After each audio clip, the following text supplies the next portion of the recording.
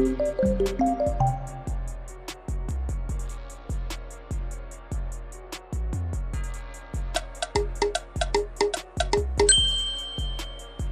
we got here is some material from an old staircase, and what we're gonna do with it is make a pipe rack. So these three pieces right here will go across on the end, in the middle, and on the other end, and that'll elevate the whole structure so I can get the forks from the skid steer under the bottom to lift it up.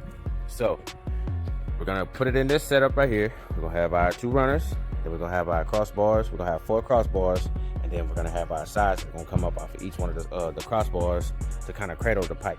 And we're gonna go ahead and take all of that stuff and pile it in this pipe rack and get it out the way so we can put up our canopy.